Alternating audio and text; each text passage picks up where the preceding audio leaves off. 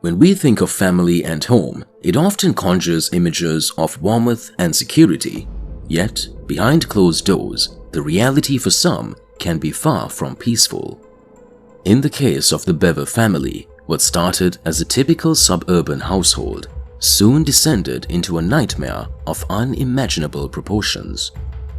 Join us as we delve into the chilling account of the Bever brothers, a tale that shook their quiet community to its core.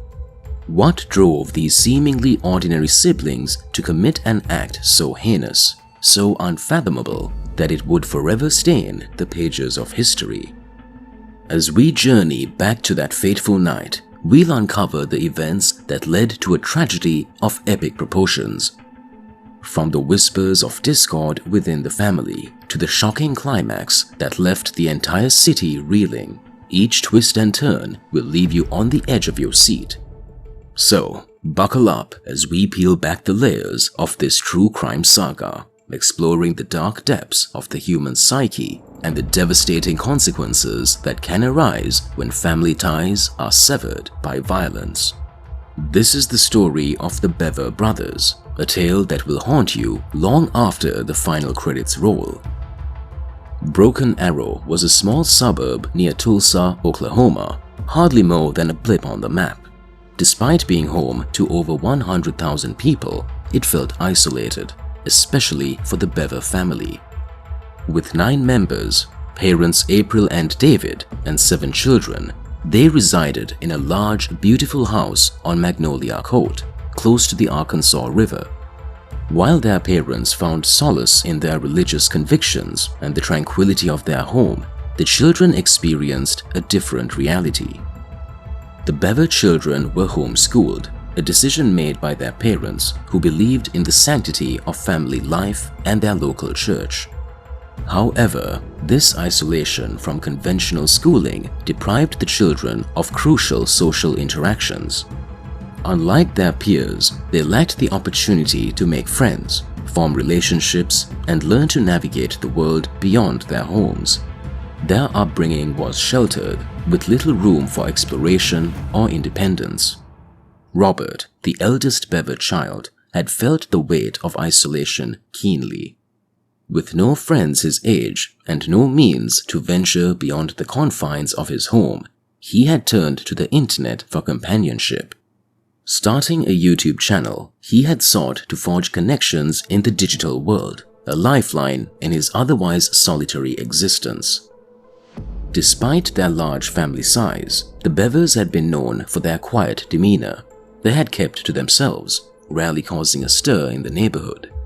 This subdued nature had been a result of David's strict rule, which had left little room for the children to express themselves freely or explore their individuality.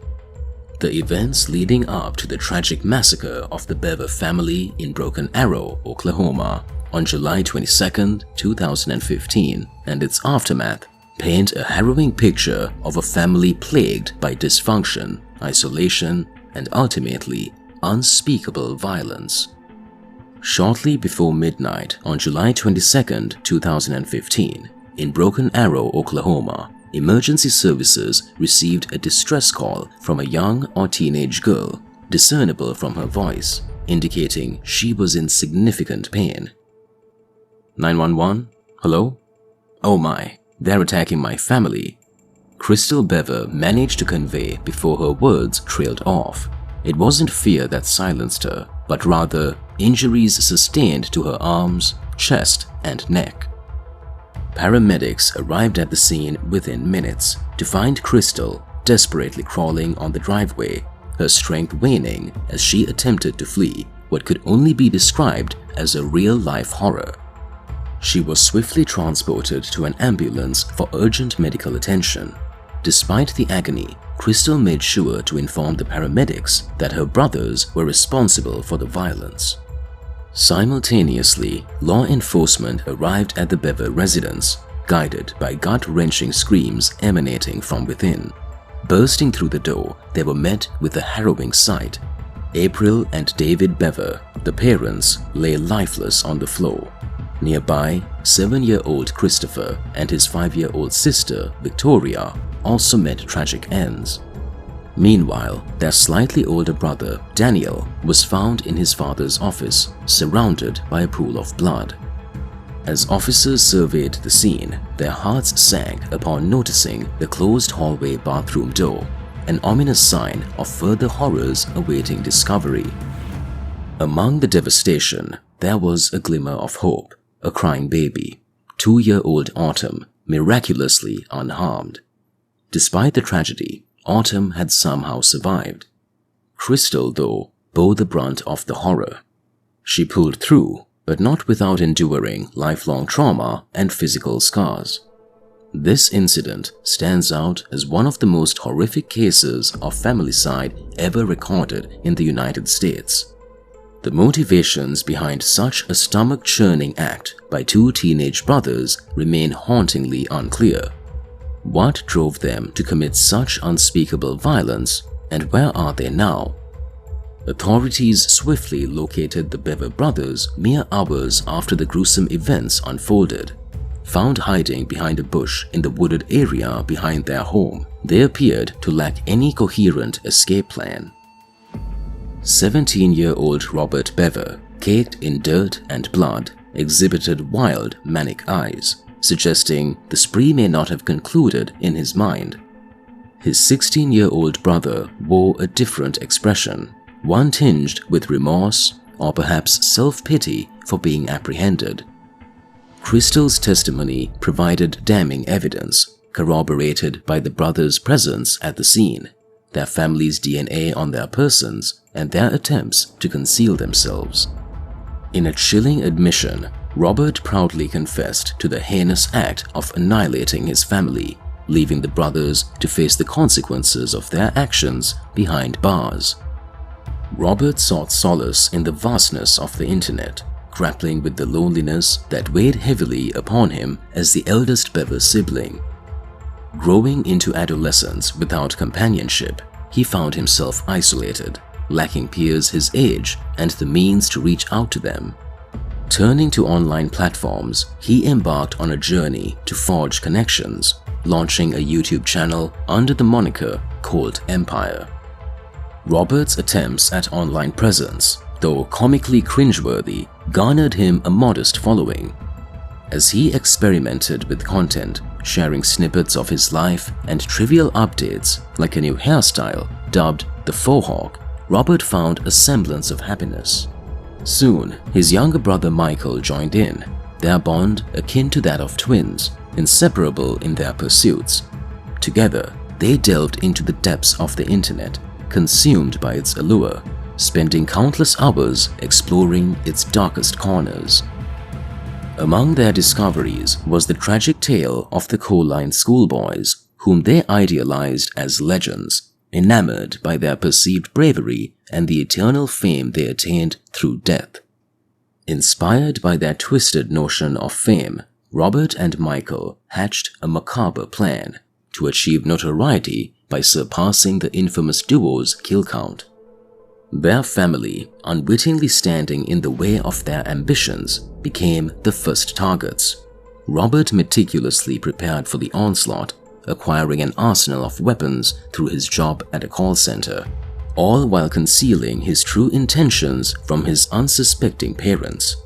Despite the glaring red flags, his mother's casual dismissal and his father's obliviousness allowed his sinister plans to progress unchecked. Michael, manipulated and coerced by his brother's influence, initially claimed innocence in their horrific scheme. However, as interrogations unfolded, the truth emerged. He admitted to his active involvement, his tears masking the guilt of his actions as he recounted his role in the brutal attacks on his siblings. In a chilling revelation, Michael confessed to ending his mother's life at Robert's behest, betraying her pleas for mercy as he wielded the kitchen knife. Christopher and Victoria locked themselves in the bathroom. Michael pretended to cry and begged to enter for safety. When they opened the door, Michael and Robert attacked. Victoria was killed by Robert and Christopher by Michael. The same happened with Daniel when he locked himself in the office. Michael asked to enter, then killed him. The detective clarified that Michael was just as responsible, despite Michael trying to blame Robert. On July 23rd, a lot of ammo arrived at the Bever house. This made the news even more shocking. The whole country was talking about it. The boys were swiftly charged with 5 counts of bad murder. The trial happened when they were considered grown-ups. During the trial, Robert, the older brother, seemed happy. He liked all the attention. But things changed. In 2016, he tried to end his own life in jail. At first, he said he didn't do it, but after that, he admitted he did. Now, he's in jail for 5 lifetimes. No chance of getting out. On the other hand, Michael, the younger brother, said he didn't do it. He didn't change his mind, even when Robert said Michael helped. They both got the same punishment. They'll be in jail forever. Robert feels sorry now. He talks about it and wishes he could undo everything. He says it's tough being good after doing something so bad. In 2019, the Bever house burned down. People think someone did it on purpose, but nobody cares much. It was a scary place anyway. Now, there's a park there instead. It's like a fresh start. Crystal and Autumn, the surviving sisters, found a new family. They're trying to forget what happened. But some things you can never forget.